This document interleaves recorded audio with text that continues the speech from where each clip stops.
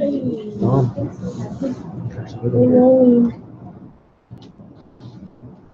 can start whenever. Okay. If you guys are ready. Yeah, so there is a 8-second lag, but Just Okay. Awesome. So we're passing around a handout that we have. We definitely have more copies of and I made this for you, so you have it. Are we gonna need pens? You can have a pen handy. Yeah, you'll need a pen for and the pencil. first half, yeah.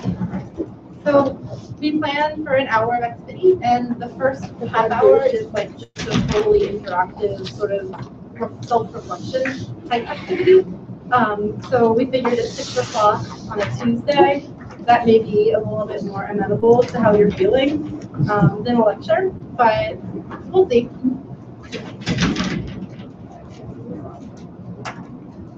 All right, so everybody has a paper? All right, so our presentation today is called Inclusive Student Spaces, Understanding the Role of Identity and Building Environments Inclusive of Identity. All right, so it has two parts that we're going to sort of go back and forth on. We wanted to start with introduction. So probably your name is a helpful thing. And then one thing you look for in a classroom environment that makes you feel comfortable right away.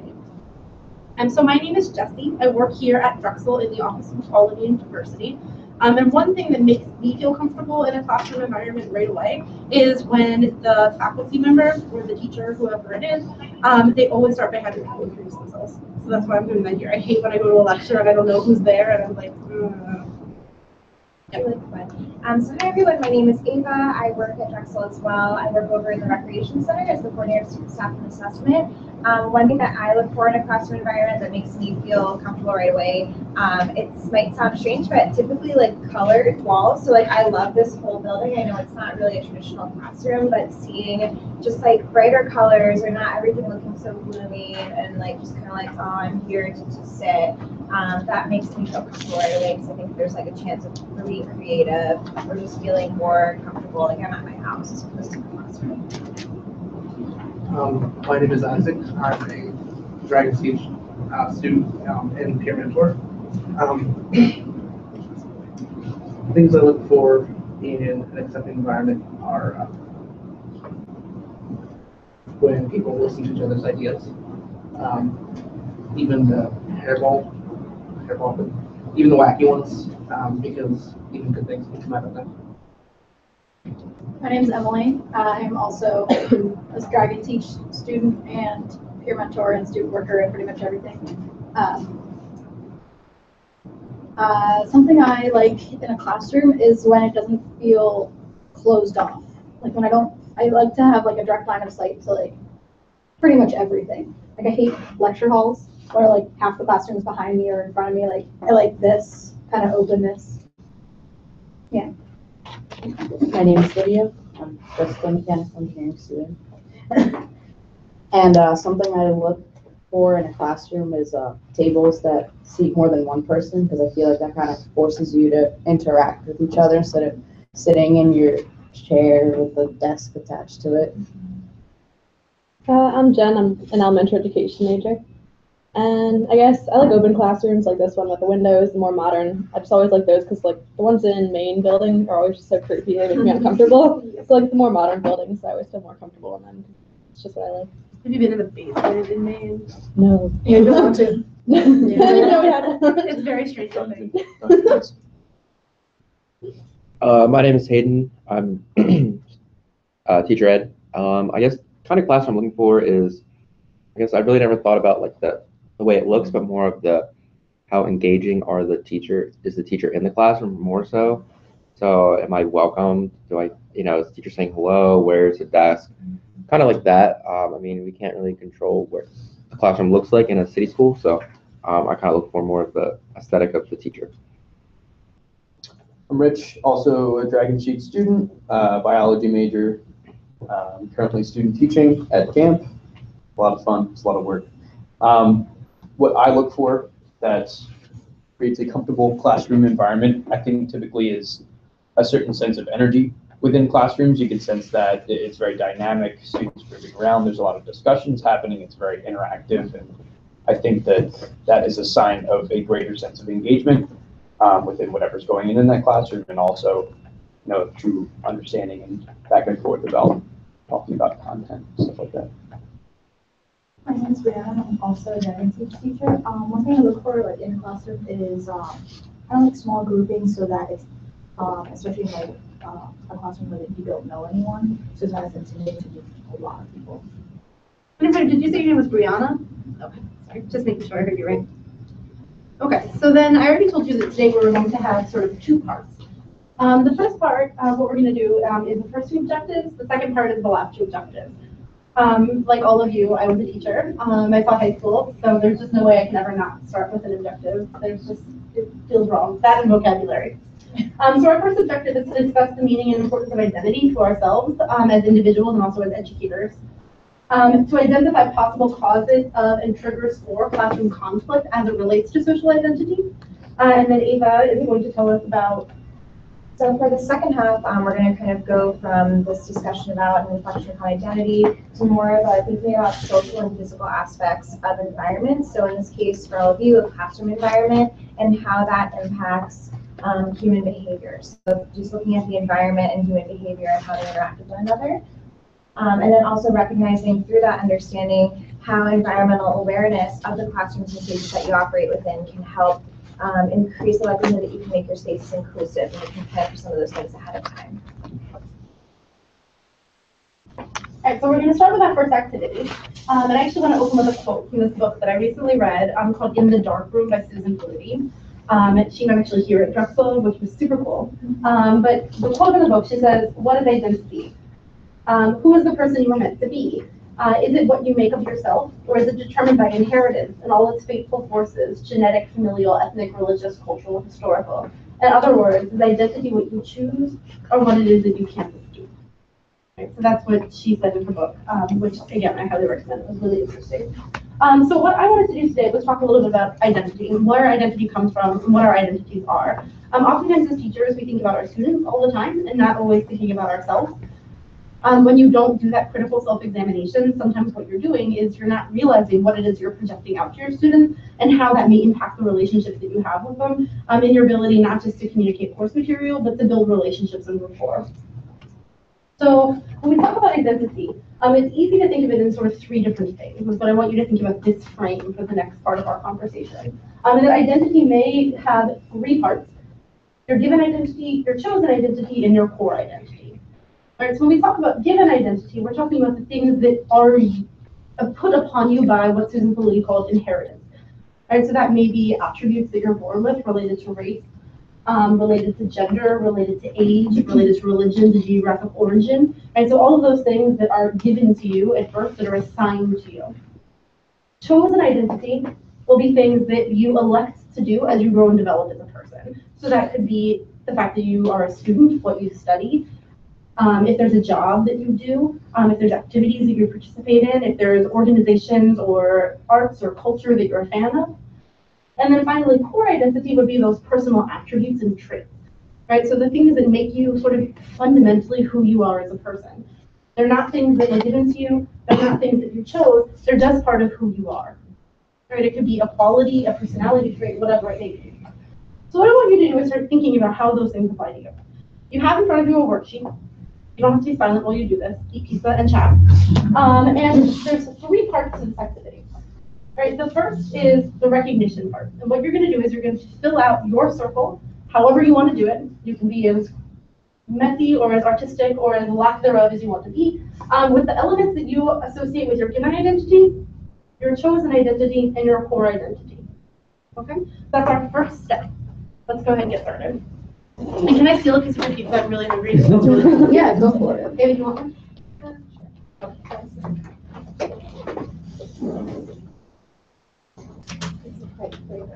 It's so nice.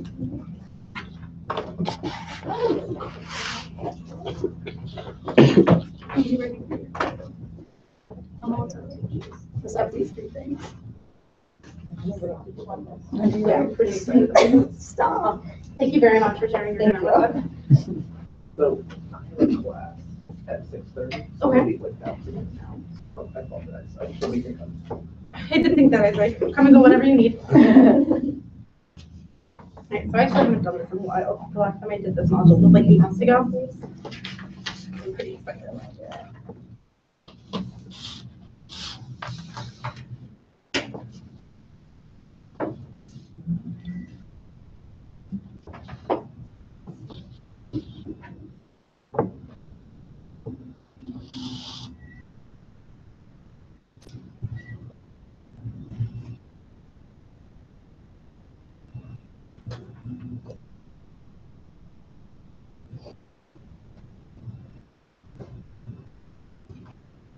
Things that you write for chosen and stuff like that, could they be the same as the given? Or like, should Absolutely. you not repeat it? Absolutely, whatever you think. Because sometimes we also reaffirm. So for me, like religiosity would be something that like go in both. Because you might be born into a particular religious faith, but that may be different to recommitting it to yourself, you know, later or in a different way. Okay. Thank you. Also, you're not being graded, so. No, yeah, I just like to, It could be I whatever don't like, you I'm want. like struggling to think about what to write, so.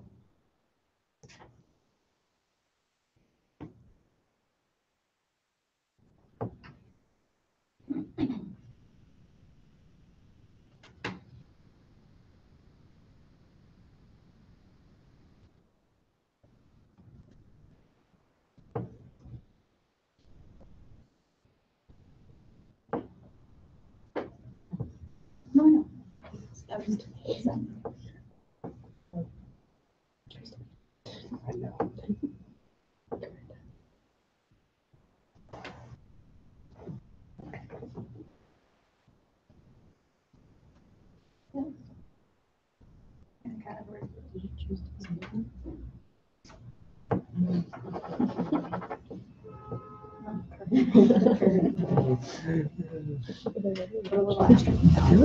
All of our viewers. I know. I did have it. I guess it is. Oh, cool. Look. You're gonna, you can add your minus sign. Oh, never mind. I guess I wouldn't actually count. I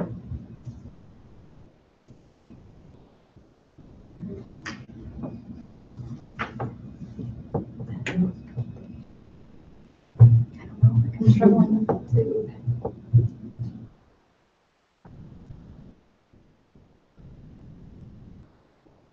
I was getting more the second I do what I choose. Like the top 1% is gonna be what I choose. That's important.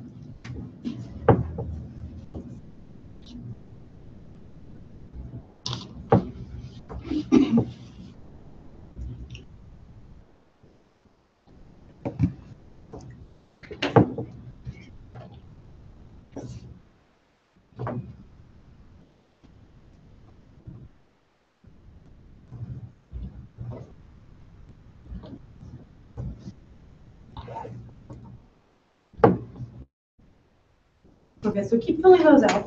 But for those of you that are starting to get to a point where you don't have a lot more to say, start reflecting on how these things may affect you. So underline the items that are most important to you personally. Next to the items that you feel contribute positively to your ability to lead a classroom, do a plus. Right, and when I say ability, I don't mean your actual like intrinsic ability to teach, but sort of anything that may play a role in your success. Minus sign, things that may harm that ability. And then the question mark if you're not sure.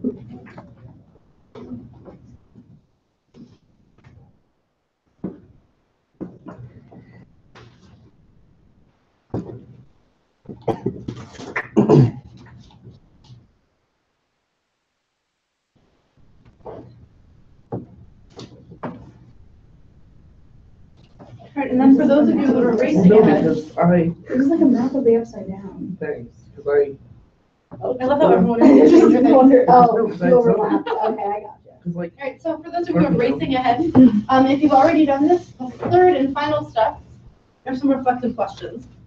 Write as much as you want or just think about them if you prefer. And then once we've sort of gotten through there, maybe give another 5 minutes or so, we'll come and talk. No one has to participate or say anything, but certainly it's more fun if you do. And the questions I want you to think about are, when you look at the underlines, the pluses, the minuses, the question marks, what trends do you see? All right, is there maybe your given, your chosen, or your core identity that's attributing more of those traits than others? What traits help you connect with students or inhibit you making connections? And what makes you feel this is the case? All right, is there any reason to believe that, or do you just feel it in your heart? And then 3, are there aspects of your identity that you hide or downplay? And how does that impact you, and how does that impact your students? Okay, and like I said, you can write if you want to. If you want to just think about it, that's fine too.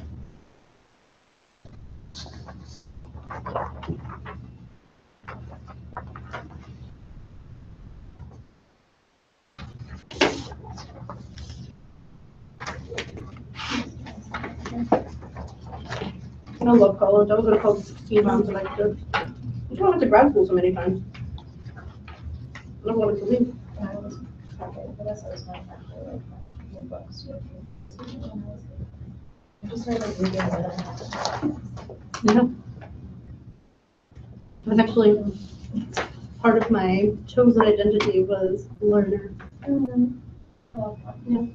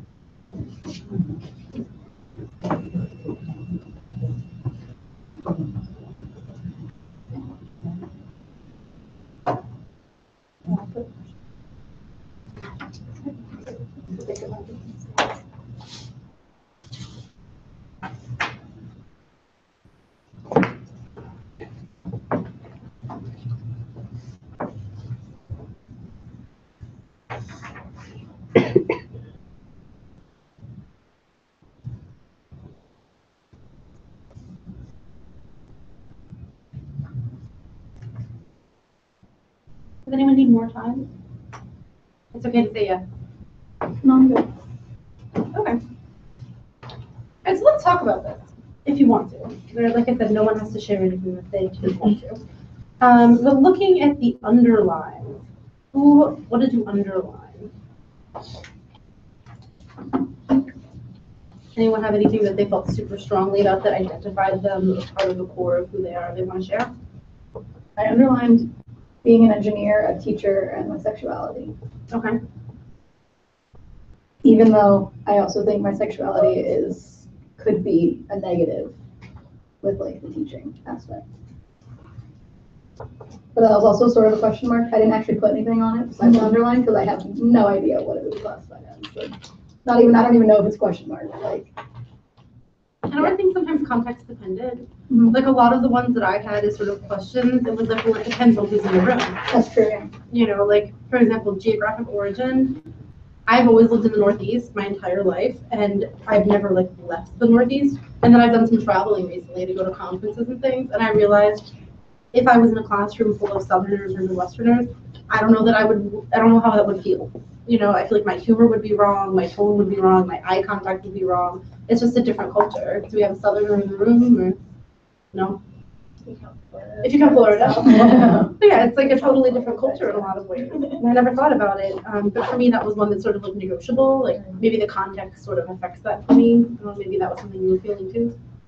Yeah, that definitely something that I put a question mark on was my religion, and I like it really depends on the context because like in the South like they take religion more seriously than like maybe they do around here like because it's Bible Belt quote unquote. So yeah, but that makes sense.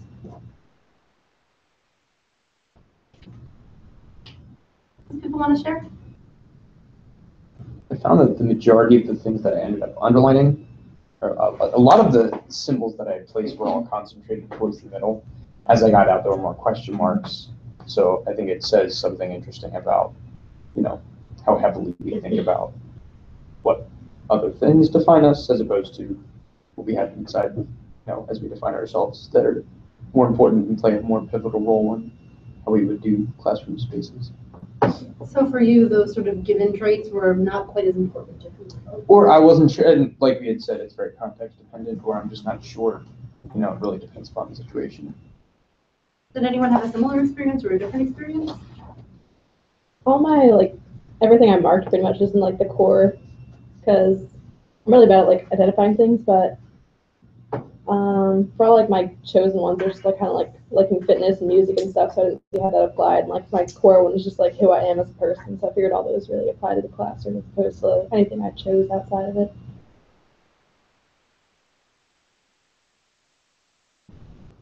Did anyone underline a given identity? Or do those just feel arbitrary? I underlined that I was born in Russia because I think a lot of people think that's cool. A lot of people ask me questions about it, so that'd be an interesting thing to talk to students about.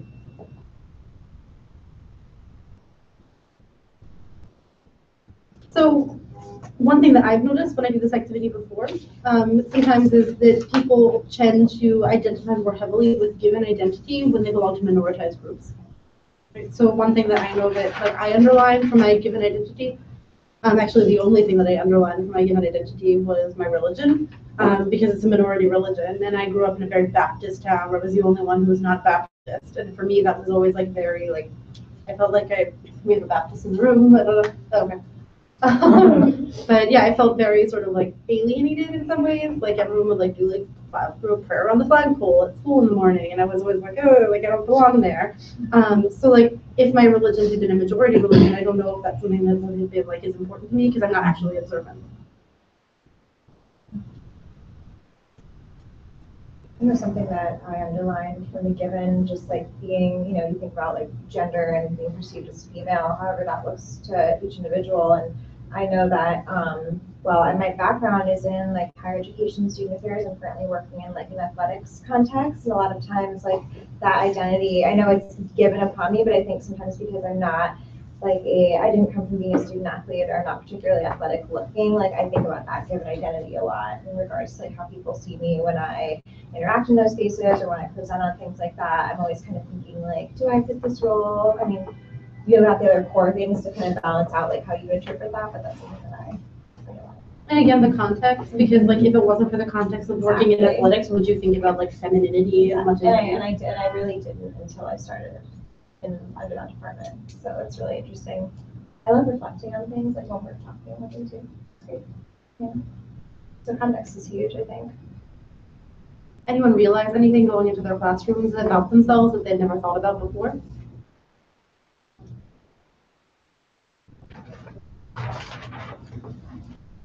or things that you have similar to your students or different from your students, things you hide or downplay because you think they couldn't relate or for whatever reason? I think being in a city school, you're able to be more relatable to them and not tiptoe around things as if I were in the suburbs. That's kind of what I'm finding. I can easily talk about race issues, and in a controlled setting, I can talk about it, but I go to Montgomery County, you bring it up, it's practically like, it's not an issue here because there's not much, they say, school can say they're diverse, but what does diverse mean? So that's kind of what I think we're grappling around is, are we really being diverse? And are we using the word diversity wrong? And 9 out of 10 times we are using the word diversity wrong. So then as, we kind of become, are we really diverse in how we're looking at people? So I think depending on the school you're at, I'm at Central, so I mean, diversity is pretty much real. But you go to West Philadelphia High School, that's not diverse. I mean, also the level of engagement of the students and the student backgrounds, right? So Central, which is a great school, has been accused a lot of time of skimming too, where you're grabbing like the best students from every catchment and like putting them all in one building. So when you're going to a school, like a neighborhood school like where I used to teach at Ben Franklin, that's why it's their high school as well, like you don't necessarily have the same level of engagement with the students and the parents. Like I remember going to an excellent school visit at Masterman, and they were talking about like the election and how their parents were taking them up for dim sum, and I was like, what is this? Because like right down the corner, 2 blocks away from Franklin, everybody's like eating those like shitty free honey buns that they were giving out with no nutritional value, and it was a totally different kind of discourse. So it really depends on the cultural capital of our students, and are we flaunting our own cultural capital? And so by saying, even by going to Drexel or Penn or whatever nearby, and we go into these low-performing schools, we say we go to Drexel, well, most of these kids don't even have a chance. So are we pushing our cultural capital a little too much? That's kind of what I think, depending on what school we're at. Where I'm at, you can't really, kids from all over the city are there. But if we're at a city school like Thayer, which I know is a neighborhood school, you're pushing your cultural capital, I think, too much. What do you think about GAMP? I think that it's an application school, so there's a requirement where you have to apply and do all your, whatever music, theory tests and everything you have to do. In looking at demographics of the school, it's about like 53% Caucasian. So, yeah, I don't know. I think that as you get through tiers of application-based schools, and we get like somewhere from the neighborhood schools and transitioning into the centrals and the mastermans, and somewhere in between is schools like GAMP, I find that you get a lot, like you said, there's a lot of skimming going on, and I feel as if maybe not to the larger extent as some other schools that might be in Philadelphia, but there's some picking and choosing happening there. And it's interesting because of how select the high school process is here. In the city, is that our 8th graders are fantastic, and they've been trained through the culture of GAMP, and they've kind of been streamlined in this way. And then once the 8th graders start going out to other high schools, and we attain new high schoolers coming in through their 9th grade, they haven't been put through that culture that has been so integral to GAMP with its identity, music, and things like that, that often those students are the ones who don't feel very welcome, or maybe they feel a little bit apprehensive about being involved. Sometimes their academics slip as a result of it. So there's an interesting dichotomy happening in terms of culture and grade level with what we have at GAMP in terms of, and also we're thinking about the application process. Yeah, so then the students who are coming in, part of their identity may be more closely related to the kind of environment that they were in previously. Absolutely. Yeah. And I had a student who ended up leaving the class, maybe about, I guess it was 3 weeks ago at this point, and went back to his parochial school standard, way of being educated as he was used to. And, he had more friends there. And there was obviously very inherent reasons that are based that make sense as to why the student went back. But, also it was a way of thinking about it that I, as an educator, I was thinking about it in the cultural sense of it too.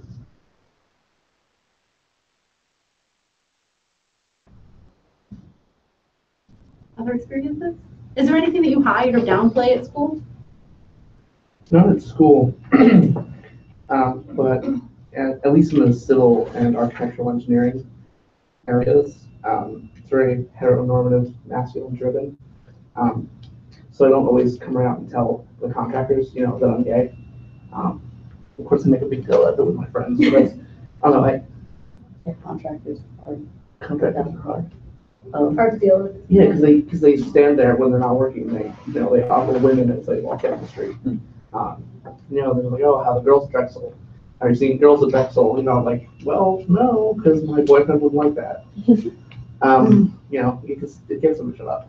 How does that affect you when you feel like you can't say anything or you have to sort of hide that part of your identity because you want to fit in? I don't feel put down per se because I'm not too bothered by it, but I'm worried for the person who, that's the last straw and puts them over a break, whether that's just a mental break or, unfortunately they might hurt themselves or someone else, but there's so many factors and I would hate for someone else to be put in that situation always. That felt that way. And contractors, tough group. Kids are too, right? I mean, is there anything that they're not gonna like laser focus in that makes you insecure and then immediately point it out? No, that's pretty true. No, I got a shit. Oh, sorry. No, I mean, I go to your class. yeah, no, I'm It's late to class. Jason's good.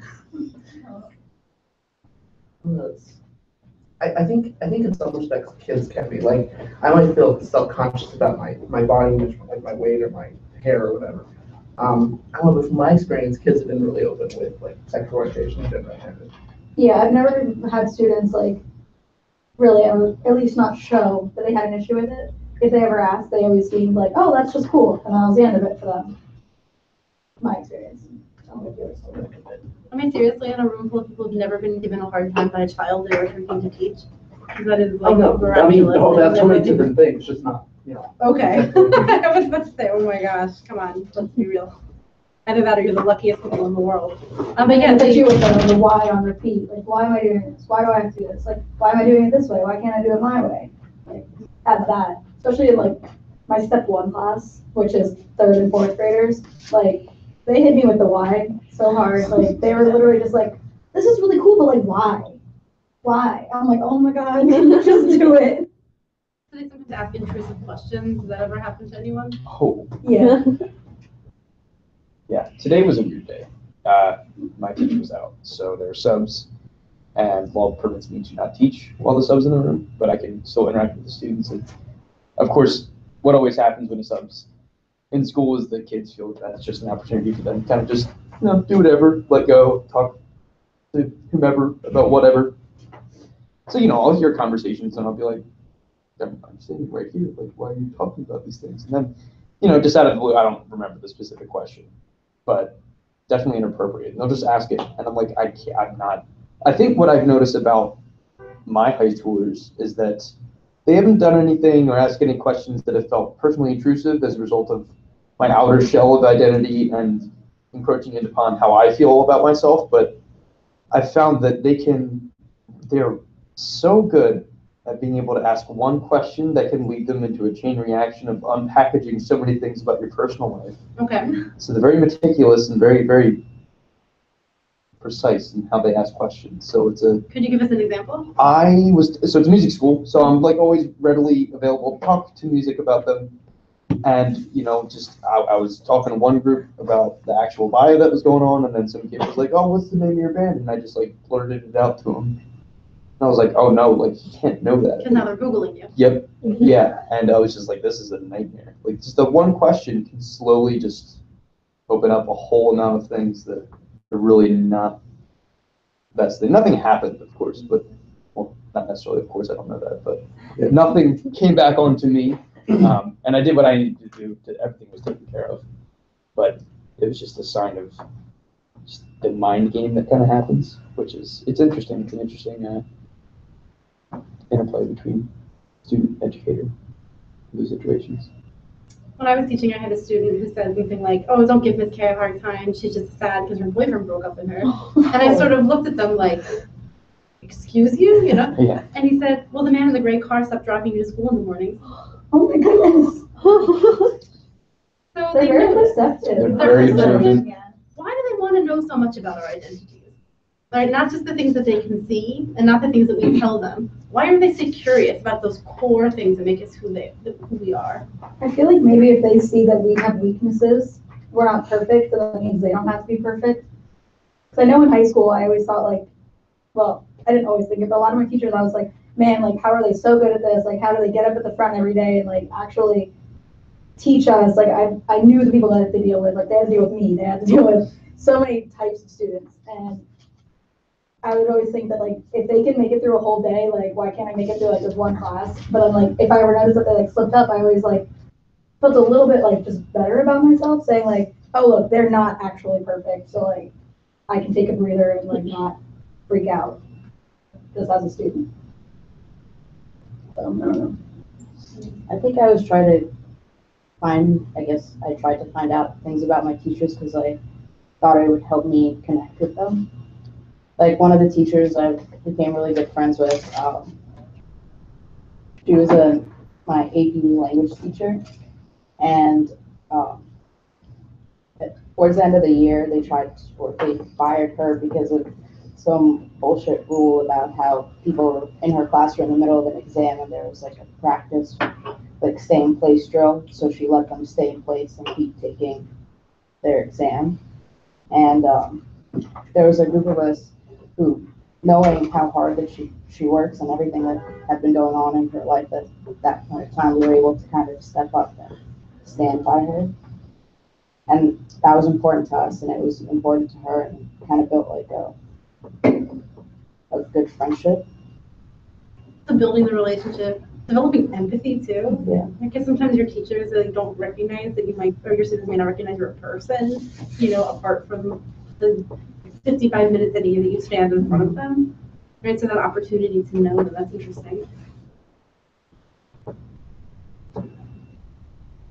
I feel like, because teachers, like I'm working in a second grade classroom now and I'm realizing how much I have to censor like who I am because I have like weird sense of humor, I curse a lot, I'm not allowed to do like any of that in the classroom. So I feel like because you always get to know a lot about your students and they don't get to know as much about you because you do have to like have this teacher persona, and like as a student you just always want to know like who you're with, and since they know so much about you, you want to know about them too, but you can't really let them in too much. Because like letting them know about your band or anything like that, they'll just look into it and it just like tumbles out from there. But Why is that bad? Why is it bad if they know about your band and your boyfriend? And because you're not supposed to be their friend. You're not their friend. You're supposed to be their teacher, and you're an adult. And so, I mean, I personally don't see a problem with them looking up your band. I guess if they start contacting your bandmates, then it gets creepy. But if they look up your band and they think, you know, it's kind of cool, maybe, you know, then maybe you get them interested in the type of music. So I don't see a problem with that. But then it becomes starting into, you know, issues where teacher-student relationships happen, where then the teacher starts feeling for the students' you know, like complications that are going on.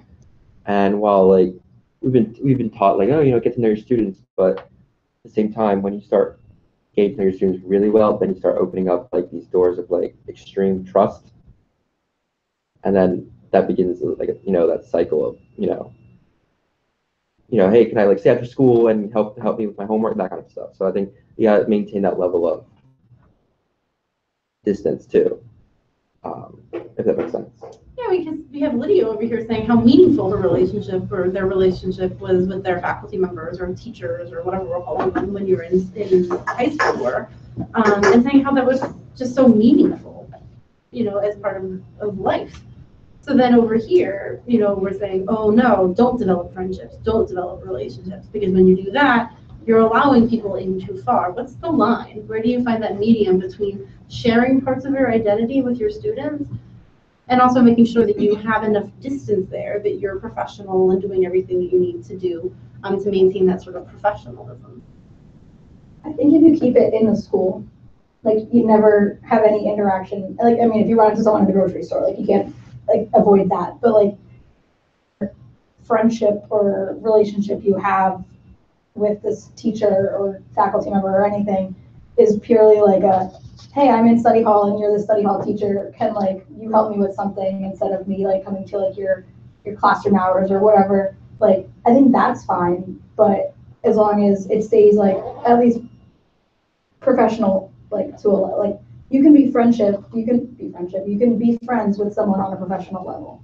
I think it just needs to maintain that kind of thing, at least until like you graduate. Because all of my teachers in high school had like a rule, like you can look me up on social media, you can find me, but like you can add me, do whatever, but I won't accept anything until after you graduate, which I think is a pretty good rule to keep. I think an unintended consequence of that mindset, though, is that we're isolating students. But let me try to phrase it this way. I can't help but think of the students who, you know, unfortunately spend more time with us than they do their parents. So perhaps, or even they don't have parents even to relate to, period, like if they're in a group home or foster home. So I can't help but think that those relationships are probably some of the most important ones that they'll have. I agree keeping it professional, of course. But I think that within professional bounds, that relationship is going to help them learn how to interact with people professionally. Same thing like social media. If we don't let them interact with us and see what it looks like to be, you know, interact professionally on Facebook, or how do adults use Facebook, then how do you expect them to learn? Also role modeling, right? So you say students may spend more time with their teachers than they may with their own family members or their neighbors.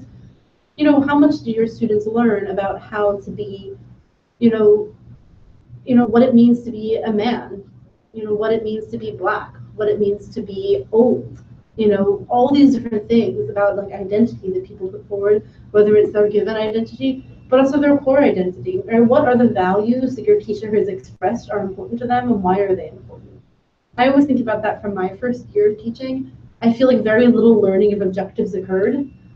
First year is always really hard, but I do feel like we did a lot of values building. You know, like what is the meaning of doing your work? You know, why? Yeah. You know, is it something that you should do? Why does it have value?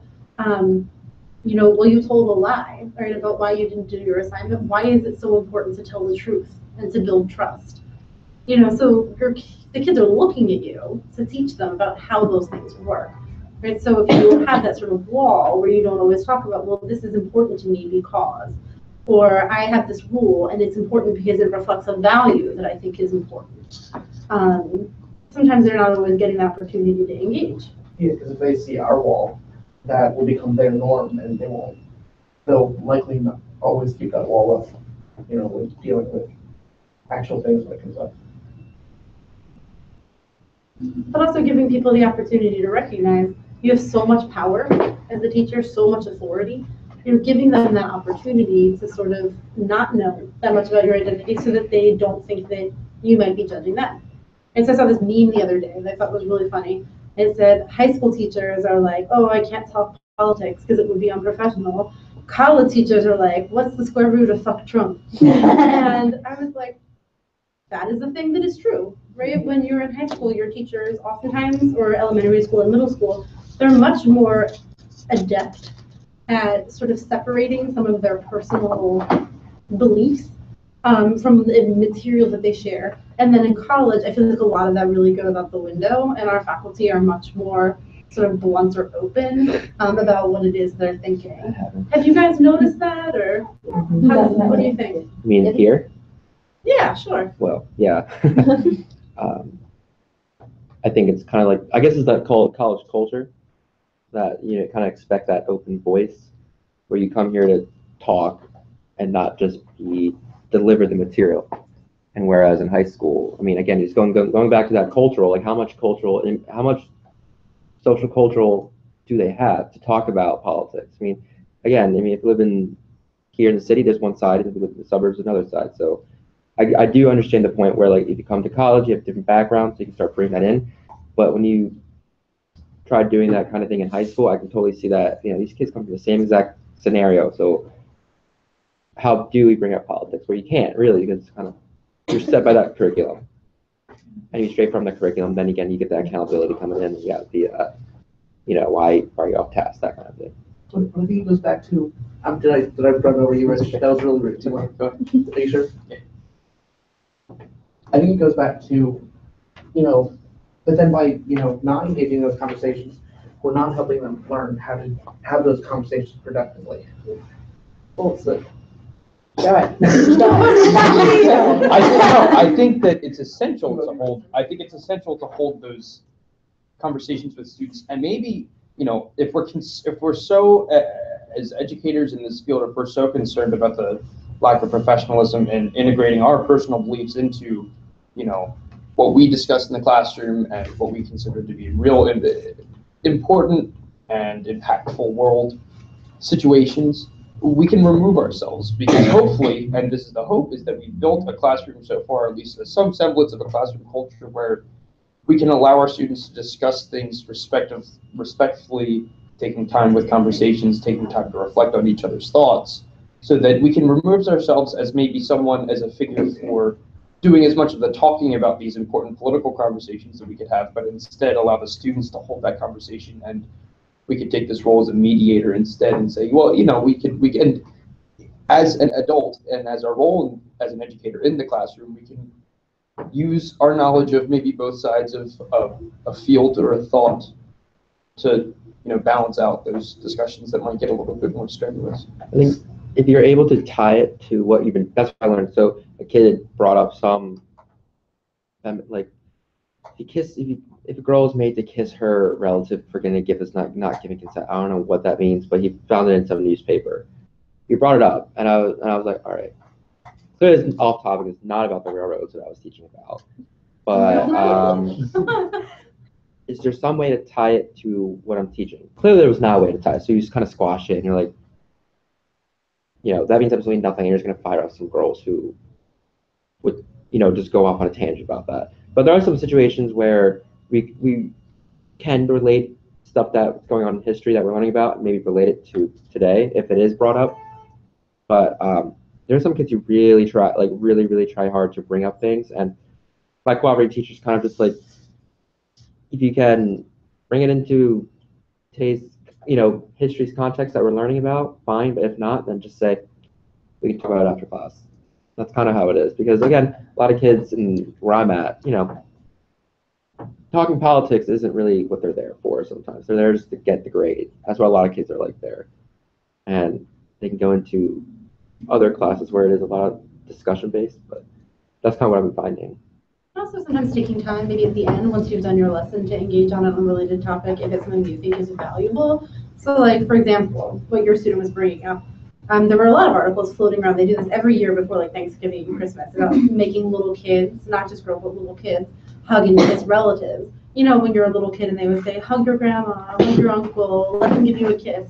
And like what a lot of people are saying now is when we tell little kids they have to submit to physical contact rather than choosing whether, because like when I was little, I like never wanted to kiss my great aunt Evelyn because of lots of reasons, of which I won't regale you, but there are many. And it sort of tells kids you don't have that full bodily autonomy because I can still tell you what to do with your body when it comes to people touching you.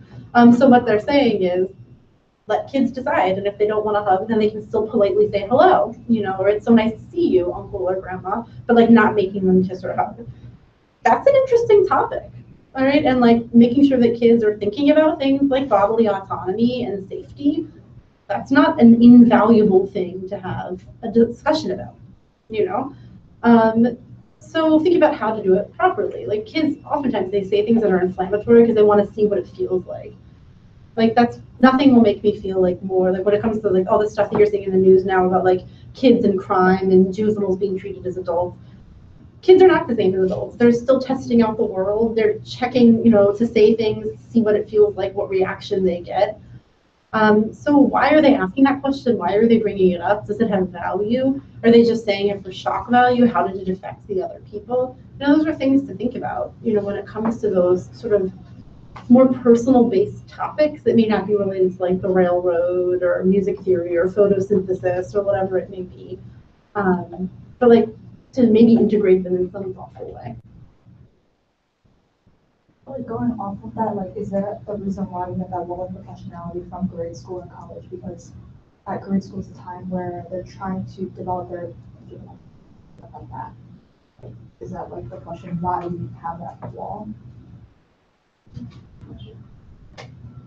And also, do we know which one has it right? Because there's also sometimes with college faculty, like I read this article in the Inquirer yesterday, that was about like faculty who are afraid of controversy because of social media. And then some of the faculty who were featured in the article were like, now I really lesson plan. And like now when I bring up hot button topics, I really think about how to do so thoughtfully. I was like, okay, like welcome to what K-12 teachers do like literally all the time. You know, like, oh my gosh, this has really affected your practice because you have to like think about what you say. Like, you know. Come to the school vetting, you'll learn how to teach. Right. Right. So that's an excellent point. You know, it's like maybe, you know, when we say like there's this positive aspects to the way we deal with things in college, but like maybe there's like some like negative drawbacks as well. You know, that we may be talking about things like identity more openly, but are we doing it in a way that's really thoughtful? That's like, you talked about facilitation, like is it expertly facilitated? You know, like sort of what value does it have if you're talking about it, but not in a way that's like productive or meaningful? It's an interesting idea, Brianna. I'm glad you got that. I feel like in grades like K through 12 though, you have kind of administration watching over you too. So if you are kind of like spitting your political beliefs, like someone's gonna come after you. But also if you are teaching younger grades, you don't want to heavily influence their own opinions as they're like forming their own identity. You don't want to kind of push stuff onto them. Usually by college, people for the most part have it figured out. They have like their political beliefs, they know who they are inside, and are hopefully comfortable with it. And it's like easier to have conversations about it that way. But when everyone's younger, still figuring everything out and not sure of their beliefs, it's just easier to kind of let people share, but don't push your own stuff onto other people, I feel like. So connecting back to what Isaac was saying about like sort of the power that faculty have. Yeah, because I agree. We go from this place of not talking about anything to suddenly nothing is off limits. You know, which is why I think we need, you know, to be working on those, I guess, softer. I wouldn't call them soft. I wouldn't call them just strictly soft skills, but you know, the unquantifiable, how to navigate life.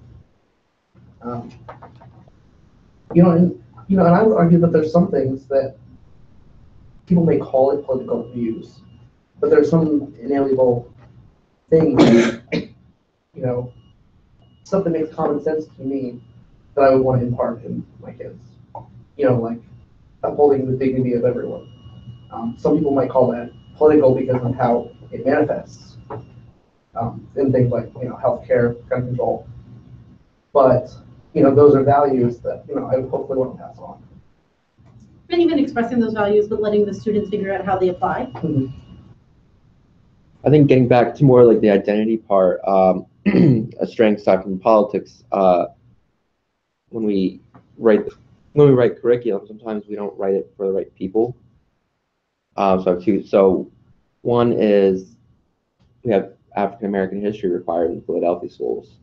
That was after a lot of protests in the 60s that there was no Black history.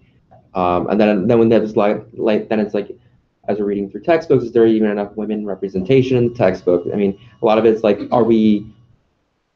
so while we, you know, talk about politics, but we, you know, even in the classroom material, are we even reaching certain groups of students? I remember senior year in health, the health teachers were so excited because they finally they just added in some like new, I don't even know what it was. I think they were talking about like sexuality. That wasn't a topic in the curriculum at my high school. And they just added that in. They were just so excited. But yet, again, some other schools are more progressive and they added in that, they had that years ago, but they just started talking about like sexuality and being part of like so again, it starts even becoming part of the curriculum too. Like, are we reaching all the students with our content? And that's a problem too. A lot of the content isn't, you know, they choose major figures, but there's also hidden figures too that we don't know about. Hidden Figures, yes, great movie. Great movie. Are they in a textbook? I don't think so. Oh my god. Isn't that the whole point of the movie? That like they're just like hidden? Like Yeah. Hidden figures, well, hidden within the NASA and hidden because of their color of the skin too. But again, we don't see those kind of people in the textbooks. We, you know, we see these major people who we're supposed to look up to, but let's say, for example, girls, I think that's a big thing. There's not much girls represented in the textbook. And then of girls represented in the textbook, especially for history, they're like the big wigs that we know about. But sometimes it's like, are we telling girls and guys, are we trying to reach that level? Like what kind of is that? Or we could choose people who were just like normal, like me and you, but maybe they did something special that we should know about. So I think that's kind of like the identity part that a lot of schools struggle because, you know, they rely so much on the textbook, and strength in the textbook is like a no-no, you know, when you do in some schools. And then the identity of the teacher sometimes comes to play too. So say like African American studies is a required course in a history teacher.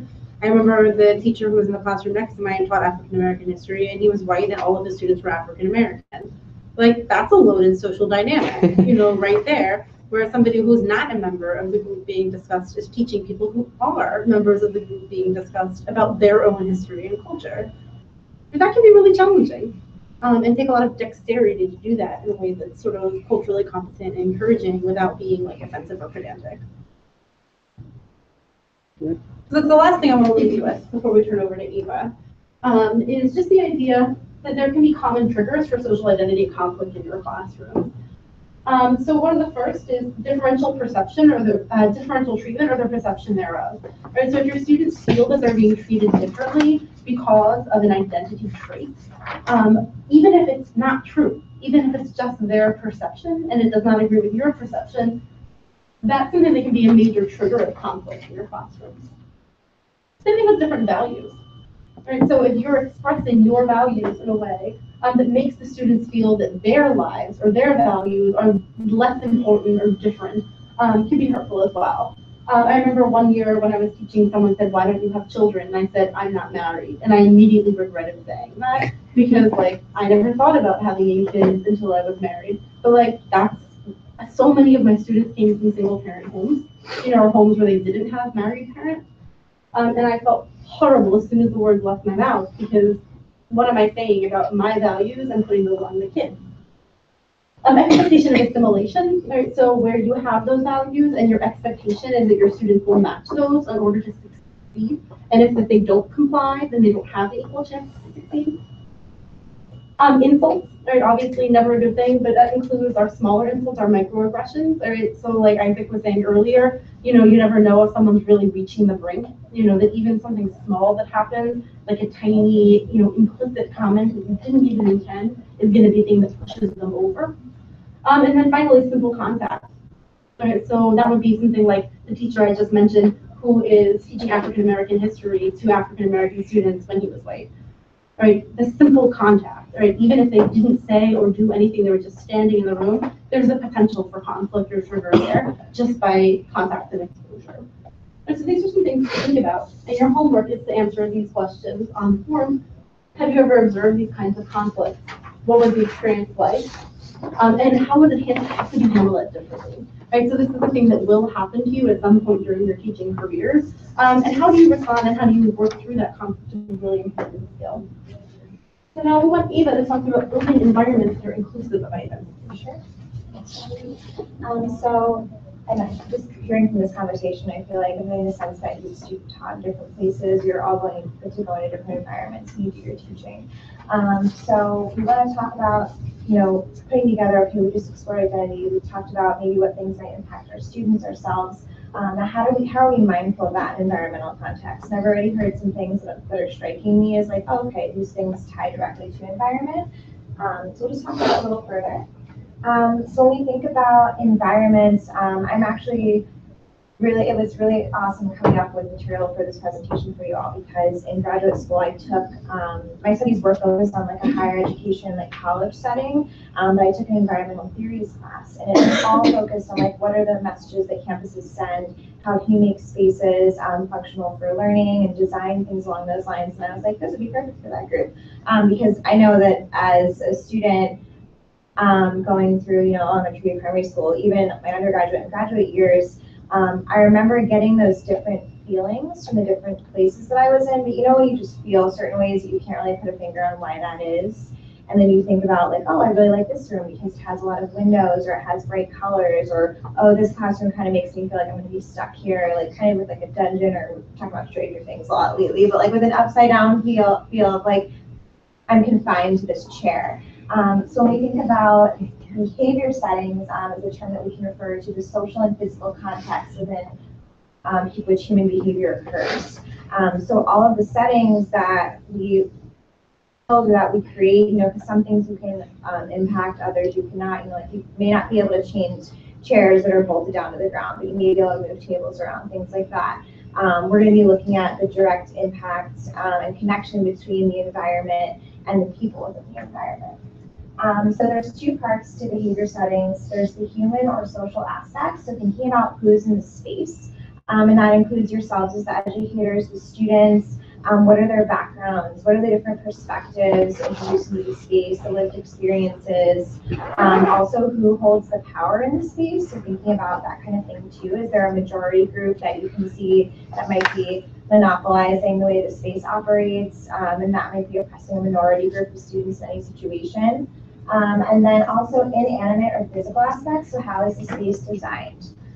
So when thinking about this, and we'll have some discussion a little bit later on, but thinking about when I walk into an environment that I'm going to teach in, or maybe I'm doing office hours, anything along those lines, what behavioral factors are going to be involved in that space, and maybe how can you affect that?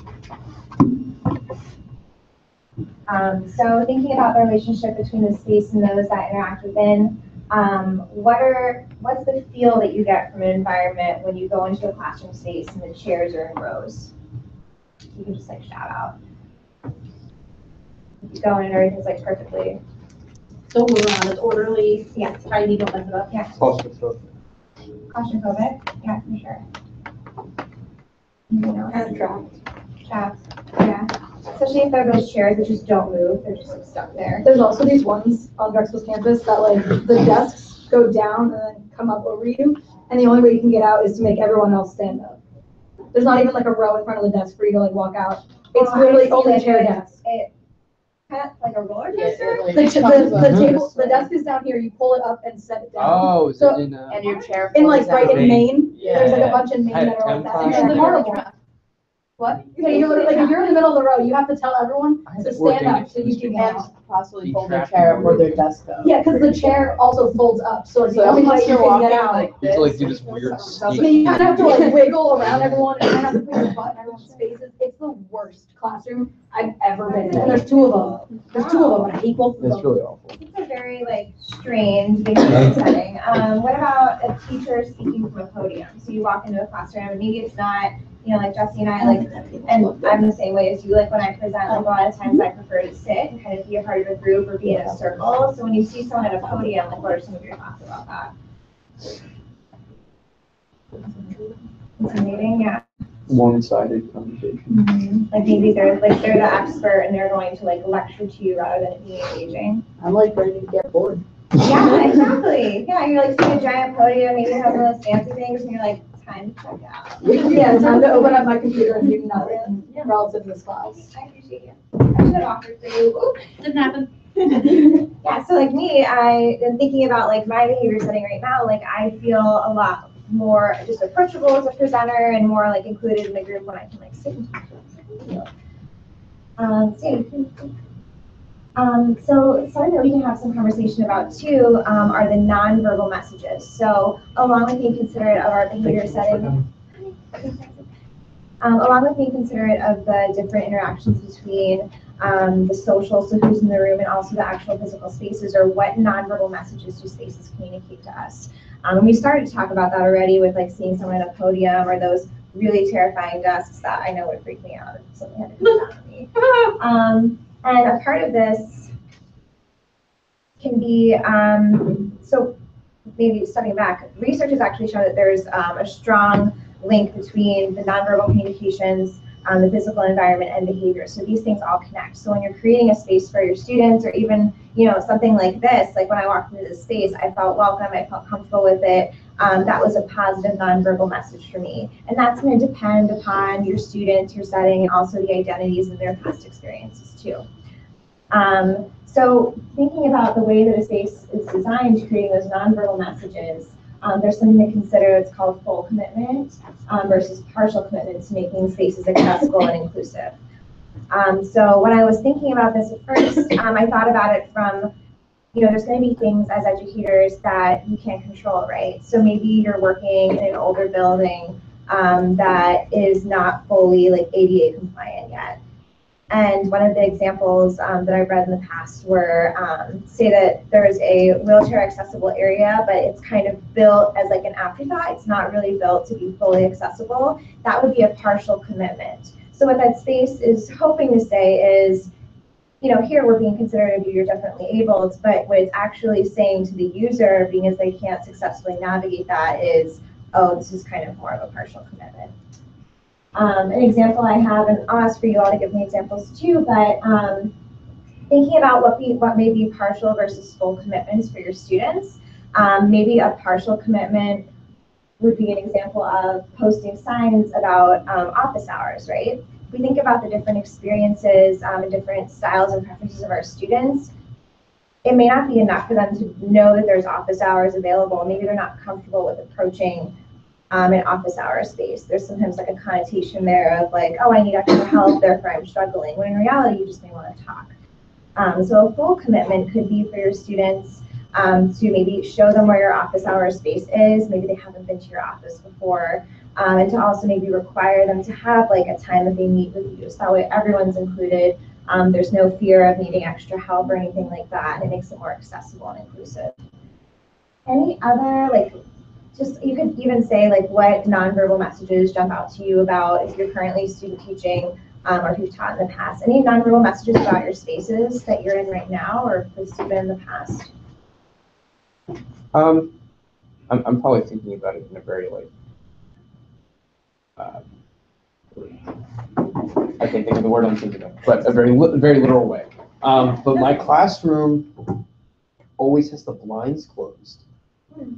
And it's really interesting that this kind of came up today, because I was sitting in the back of my class, just kind of like looking at my student working and stuff, and just kind of checking out the classroom. I was just looking at the way it was laid out, the way that the classroom kind of made me feel, and I'm like, I'm tired, man. Like I don't feel like doing anything. And I was like, interesting. Like, my classes are first and second period. You have these blinds closed. It's very hot in the room. My teachers are like turning the air on.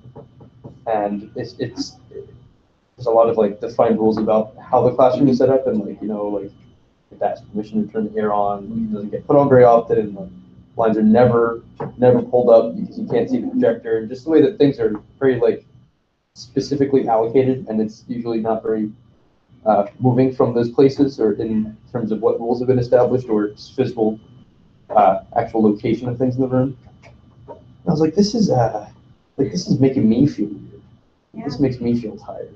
I thought I was like, I want to open up the blinds. Like, just like it's so dark in here, and it's first period, and it's early. Everyone probably feels like, I was like, no wonder, you know, that some students. Those are great examples, and that's, you know, you gave some examples in there of like things that maybe if you were the primary teacher you could control, right? Like regulating the temperature is something that you think is comfortable for everyone, or getting feedback about that, or opening those blinds. Maybe you could reposition the projector.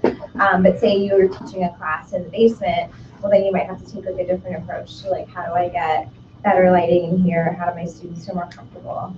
But that's really good example.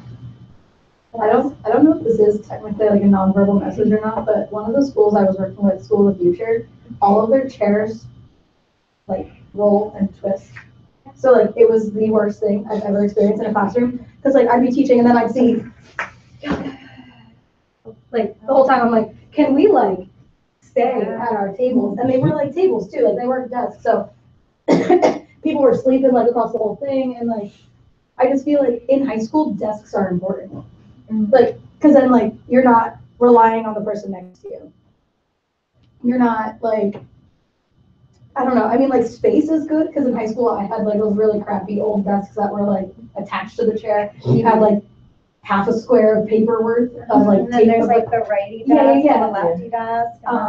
So like I enjoyed the fact that they had like space to do work, but at the same time, like I feel like the table and like the chairs aspect made it so that way they weren't being as productive as they could be. Yeah. And I don't even know how you fix that, because it's like a school thing. Like the whole school is that way. That's really interesting. That's 100%. The chair, you can't lock the wheel. That's definitely a non-real message, because that's sending like, and the students, whether they're, you know, conscious or not, they see rolling chair and they're like, oh, great, like this, this space is telling me that I can just, like, this is how I can talk to my friends. Yeah. And that, They like, did it across the whole classroom. yeah, The whole time. that must have been so distracting. It was horrible. Really distracting, but that's definitely a nonverbal message, and it's something that you pick up on. You're reviewing it as the educator, but they're picking up on, I'm walking into the space, like, kind of what are my parameters that I can operate within? And then those are things that, there's pros and cons to each, right? So on one hand, they might be able to collaborate more, but on the other hand, is that providing the level of focus in that environment that you want them to have? Mm-hmm. That's great.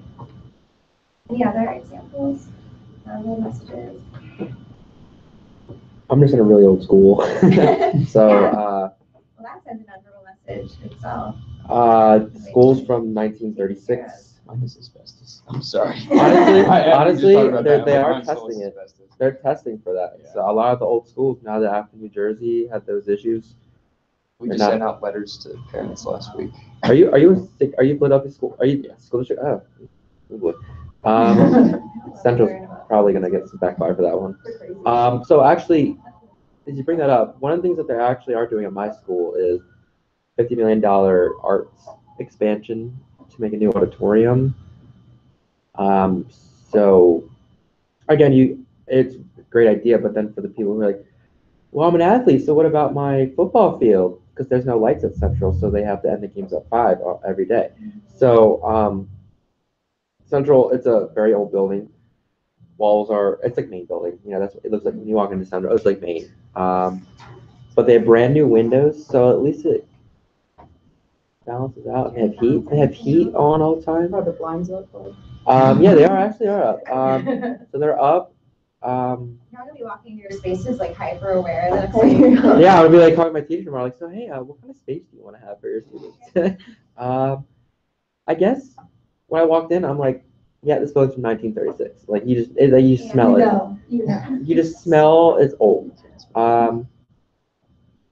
But like when I walked into like West Philadelphia, brand new school from 2009, I was like I would come here, but it's just you can't. It costs so much money to repaint a school, especially if my school has lead paint on it, so that's already another issue.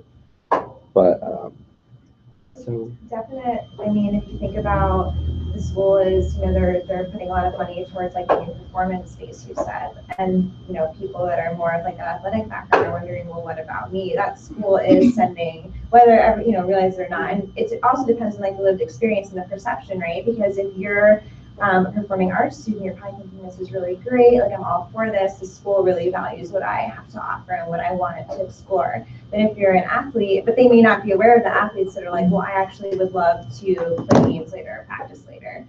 So yeah, that is a nonverbal message that space is sending. So thinking about the ways that you can be conscientious of that in your environments and you can control it. You won't be able to control for everything. I don't want you all to get stressed out. Like, what if this temperature is not right for? But it helps you be more mindful and more intentional with the spaces that you do create. And so another part of just environmental theory and thinking about your spaces is this idea of double messages.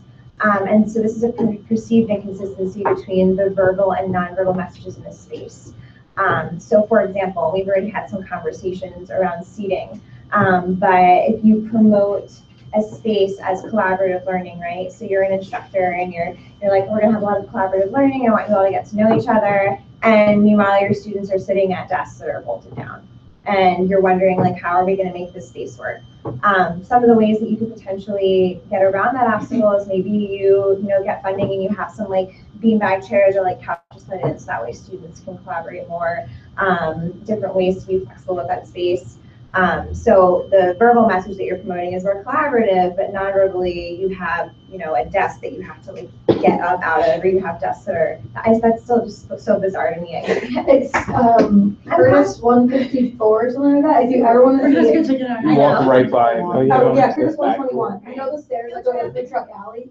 Yeah. It's literally that classroom right there. Just go look at it. It's insane. and third floor too. They're everywhere. Yeah, no, Third they're floor. like in that same spot on every floor. They have them like that. And I think there's other ones too. But not connected as a. Well, each table has its own, but like they are connected by like a bar. Over so time, stupid.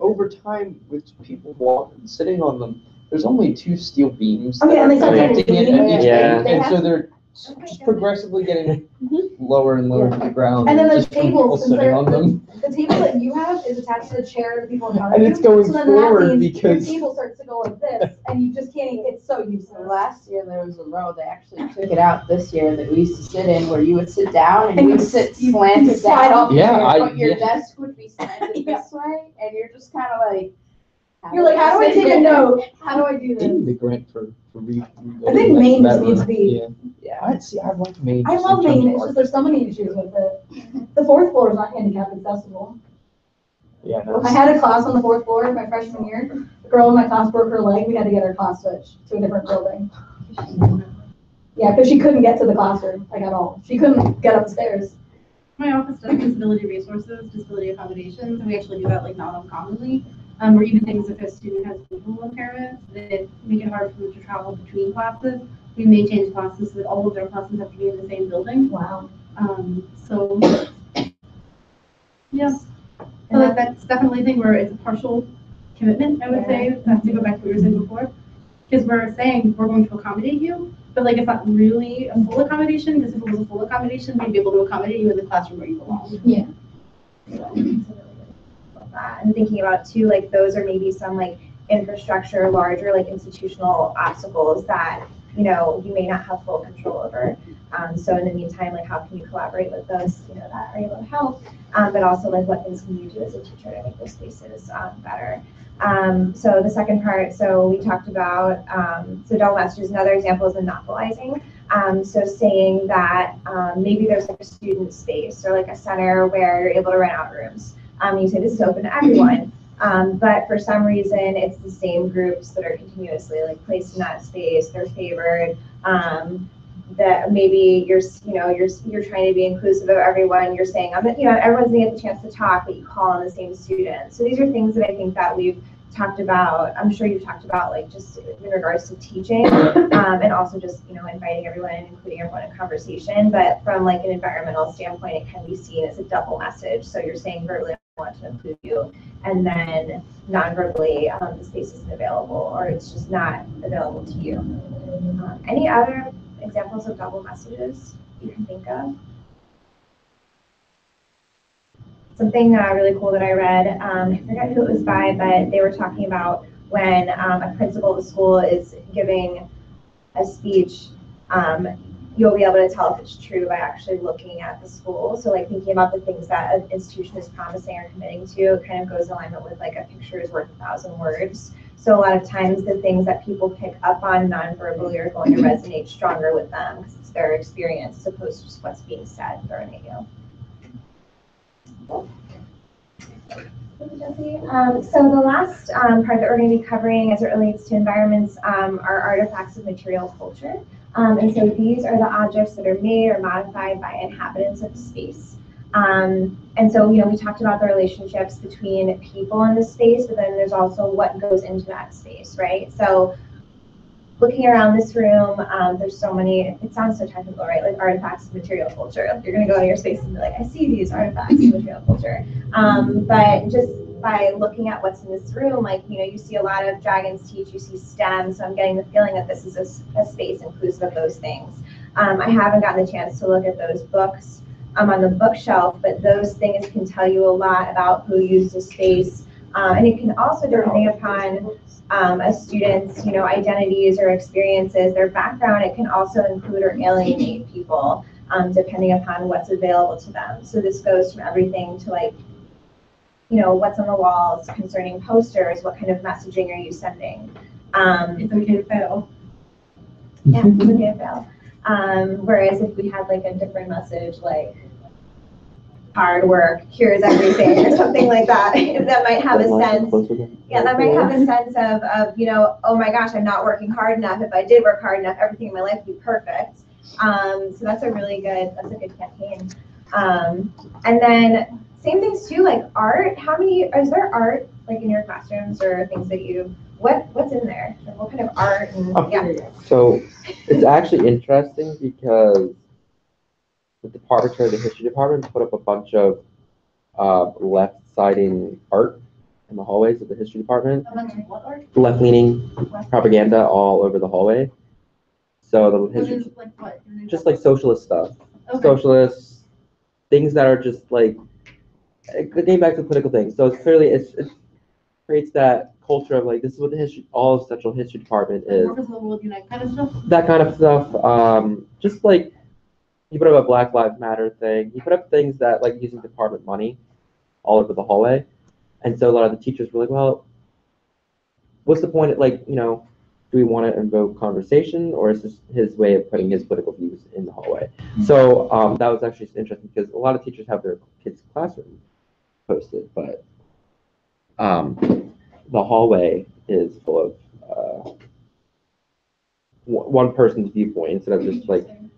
So I mean, I don't know if that's a good thing or a bad thing, but I didn't even know it until he told me. I thought it was just old posters. I was like, oh, these look kind of cool. But then when you hear the meaning behind it, it's kind of like.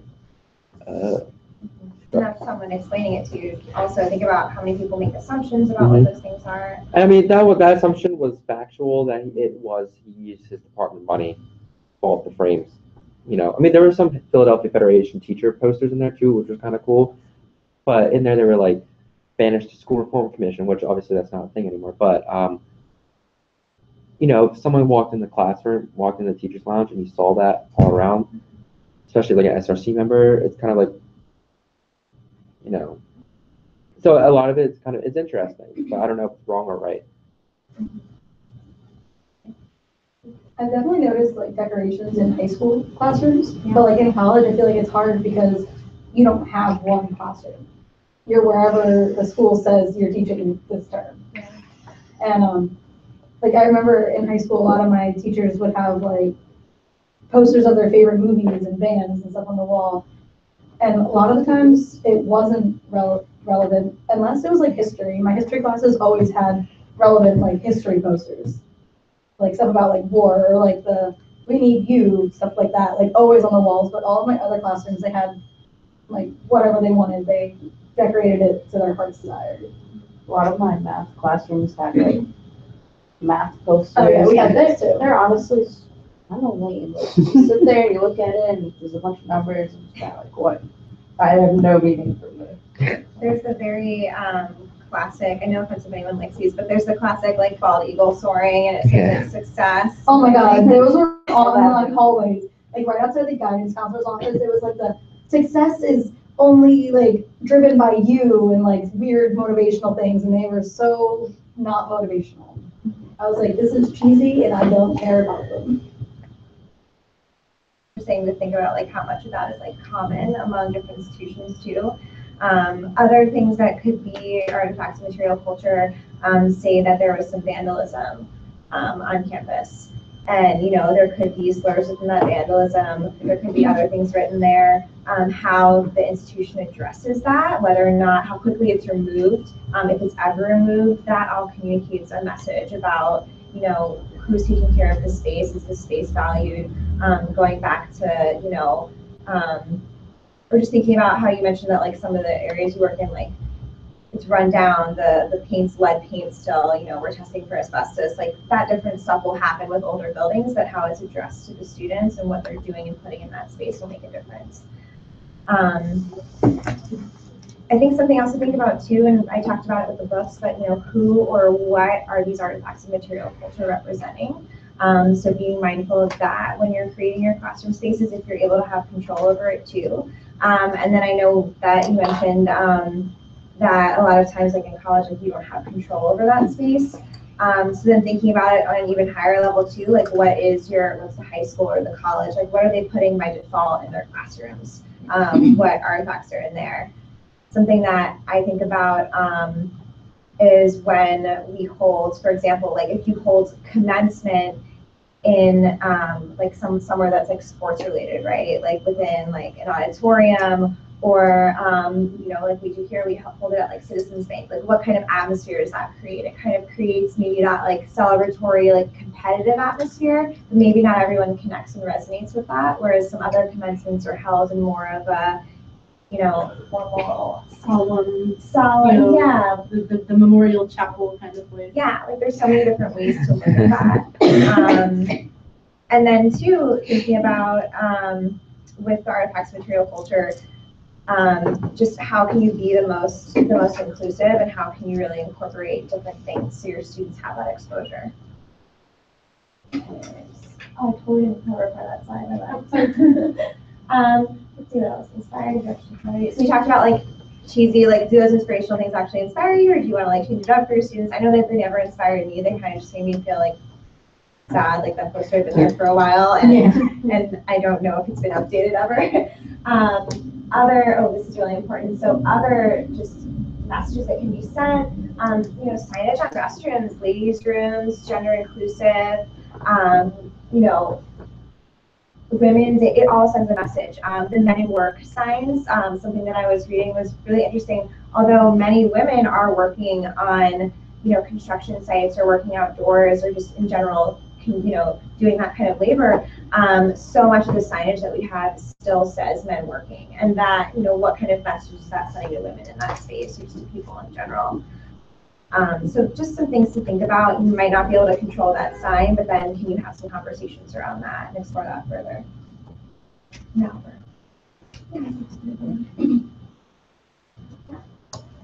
So this can be, I know that you kind of gave some homework from your section. I know that we're a little bit over time. Oh, we have 7 minutes. Yeah. Oh, we were going to look. Oh, so wonderful. For some reason I was like, oh no. It's just we had such a great discussion. So thinking about, the nonverbal messages, which are the things that the space is communicating to you, those double messages. So, what is the verbal actually committing to like what the nonverbal is speaking to? Are those things in alignment? And then also the artifacts of material culture. How do you think, it'd be cool to have a discussion around how you think you can use some pieces of this framework to be inclusive in your classroom environment. So if there's anything that's just jumping out to you right now, how you use these considerations, or even what it's made you just reflect upon. I'm going to throw one out right away. Classroom rules, I think, is like a huge place where this goes. Because I was thinking about it right here. Did you throw out your trash in the trash bin? Did you wipe down? What they're really saying is throw your trash in the trash bin. Pardon? It's my least favorite sign. It's your least favorite sign? I mean, you see it right away. But yeah, like what kind of messages are you sending? Do you have rules, or do you have commitments or values? Are they no's, don't do this, or are they aspirational? I think that's like a big one, because it sets the tone of your classroom. Is this a scolding place? Is this a limited place? Or is this like a place that's aspirational and community oriented? Do you aspire to throw your trash out? My goal in life is to make my trash into the trash bin. Then it may not be throw your trash out. It may be take pride in a clean space. No, yeah, I mean, Ooh. I think we should update that and put that on there, because I really like that. Probably for the whiteboard. it looks old too. That's been up there for a while, for sure. It almost looks like it was painted over. Artifacts gotta go. Artifact skills. Also Pride in a artifacts. clean space. I like that though. I really do. But what's interesting is also artifacts of material culture is the recycling bin and the trash can placed in here. And the recycling bin, a lot of times it's just a trash can, you have to like hunt to find the recycling bin. Oh, they're So everywhere. to me, that communicates like in this space that recycling is valued here. So. Everyone's looking around. Look at you. Look at you. Well, that's the thing. I It's think kinda weird. what it is just talking about these things. I'm happy that I kind of arrived at these observations in my own classroom that I'm serving in currently, and then to have a conversation to sort of solidify, what I can interpret from those observations. But I think what I find doing that is helpful for me is sort of, it sounds much simpler than I think the actual action of it is, but like putting yourself in your student's shoes. And as a learner from content that they know nothing about, how does this space impact how they perform in that, objective of education? Sometimes physically doing that as well. Yeah. Like sometimes there's nothing more exciting than decorating your own classroom for the first time. It is like, I wish I could feel that feeling forever. It feels amazing. But sometimes you look at it and you're standing from the front and looking out. Take a seat in the middle. What are you seeing? What's in your line of vision? Like are all of the sort of aspirational signs in this corner and someone's going to get them on time, whereas someone else only gets the rule? What about exposure to light? All those different things that what are the students experiencing? Like literally experiencing it actually, like kind of an important thing to think about too. Considering different like learning styles as well, which I'm sure you talk about, but how does the space impact that learning? Something else that I was thinking about was how sometimes we can, at least I remember like elementary school, we had like stations, like we'd be kind of split up, and like we'd be like red team, blue team, like we'd all have a color and we'd have to do different tasks. And thinking about that from like an environment standpoint and how people may respond to having to be like in the blue part of the room or the green part of the room, like how does that fosters like inherently like this competitive nature. You may just be able to, you're probably just trying to get through your stations, and maybe you're someone that's impacted negatively by competition. You're like, all right, now I'm under pressure because I'm associated with this blue team and I don't want to let them down. So things like that too, just everything from how you, I don't know if anyone's sort of classroom environments, different colors. I feel like that happened a lot to me in elementary school. But I don't know. Classroom environment, what do you mean? Like we had like corners and each one had like a color or a label and you were kind of put into it to do something. But I think felt, my elementary school had something like that, but Yeah. only one grade. Table had a color. yeah. Yeah. I did that to my high school students one year. The last year I helped, we did a Harry Potter theme, which was super fun. So all the houses were each corner. Yeah, exactly. It was the yellow Hufflepuff and the blue Ravenclaw, and they were all like, "That's so childish. That's so cute. That's for kids." But they like loved it. Yeah. I did that with my college. They just put up a front. Yeah, right. Like I love Harry Potter. They just put up a front so they don't seem like they like Pretend. Oh They yeah, don't like want you to know you're cool. stamps. That's so true. Are the best thing too. Like stamps and stickers, because people really like them, even though they have no value. So like you'll get some like really tough kid who's like, "You didn't give me my effing sticker." And I'm like, okay.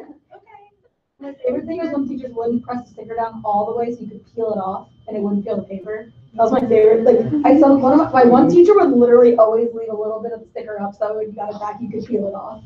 Oh yeah, like I like you were running collection. Yeah. How many kids got A's? like, And we had, you like, like, oh yeah. We had like a plastic covered agenda that we had to use, but you didn't have to write stuff in it. Like it was just for your own organization. But the back of it was like your hall pass. And so the front of like all of me and my friends and most people in my classes would be covered in like any sticker we ever got on like a test or homework or project. Actually, speaking of environments where you don't always get to control them, but one thing is also what do you bring with you when you come in? If you do PowerPoint, what's your background? What do you see when you turn it on? I'm gonna pick on Isaac because he's not here. His laptop has stickers on the front, including a couple that I designed. So like those are great stickers. How do you get this? Yeah, we have the non-violence ones. We have some cool new not a bystander ones that just came out. Those are cool too. How do you get them? Just tell me and I will send them to you. You can pick them up with me. All stickers that are available. Yeah. Cool. Yes, like when he props up his laptop and students see this is the laptop, what message are you sending there? So if you're like a student teacher or a CART teacher or a college teacher where you don't have that sort of like home base, sometimes the things that you bring with you, even the way you dress, have you ever had faculty that, dress more casually and faculty that dress more formally, I guess? And like what message does that send? I'm here, how do they like to be addressed? And sometimes those things tend to go very hand in hand. That maybe that formal attire reflects a desire for a more formal classroom culture. Things like that.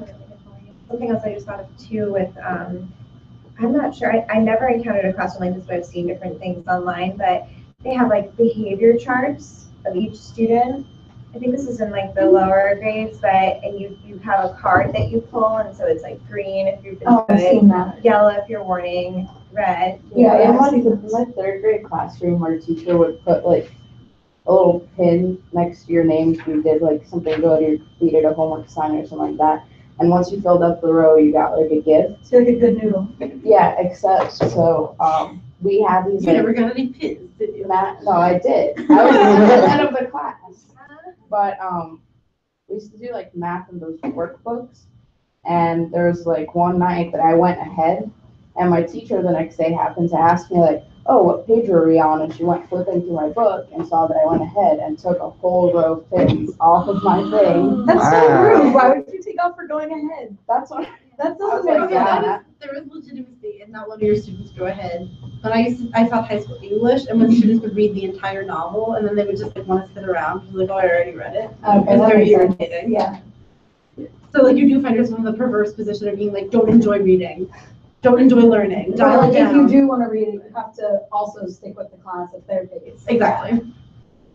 And I can see where that would be difficult, and I never thought of it that way. I mean, I understand. I just didn't think it deserved a whole row. Worked real hard to get there. But similar to the, you know, did you throw out your trash? It's kind of like if you're going to, you know, if you've all your students' names up there, and I know that a lot of places, I don't know if you've seen it. Yeah. So like, I know that if I were, I think I had it maybe in my third grade class, but I think that like it fostered more of this culture of like fear among us because we didn't want to do something wrong, and then like now we've got like a red paper next to our name. So that's My nephew was red last summer. I'll never forget. Yeah. How long do you stay that? I mean, do you Just that day. That So you day? can always get back from being red. But yeah, my sister, I said, how's school going? My sister-in-law said, tell her what happened. And he said, I had a red. I had a what? I had a red.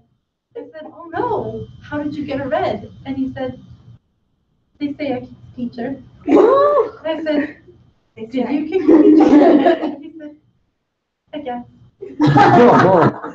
Wow. My younger brother goes to he's in middle school now, to the same elementary school, 3rd, 4th, and 5th grade. And they don't do any of that now. Like, it's been 10 years. And, like, they kind of operate, like, the same teachers operate their classroom very differently. They don't have, like, progress that everyone can see about you. I feel like parents are so uppity these days, like, oh, I don't want you to know how my child is doing. If they're behind, that's to them. Like, you know what I mean? I think that's embarrassing even for students that are ahead. Yeah, You yeah. know? I mean, like, I see it from both Was sides, anyone but else the also, nerdo in the high school? Like, for sure, yeah. I don't know. I feel like sometimes people are a little like, I wouldn't say too sensitive, but like, so it's like the issue of just showing like, oh, look, you did something good today, let's just clear it up. Maybe not like how far you've gone in the class, but like, just like recognition, especially at the lower levels, it's so important to students. Say like, oh, look, I did something good, I want it to be known. Because if you did something good and you don't get like, at least anything, at least like a thanks, then like people think like, well, what's the point? And it's 7:30, so I want to 7:32. So I want to make sure that we don't hold you too long. So we will just say thank you for being here. It's not official, so you advance the slide. But thank you very much for being here. I enjoyed it. It was so much fun. Yeah, we'll talk about you behind your back later. But again, thank you very much for joining us and for sharing your dinner with us as well. Thank you. Thank you. Jesse, If you guys want to take more Thank pizza or you. anything, go for it. Oh, it's Appreciate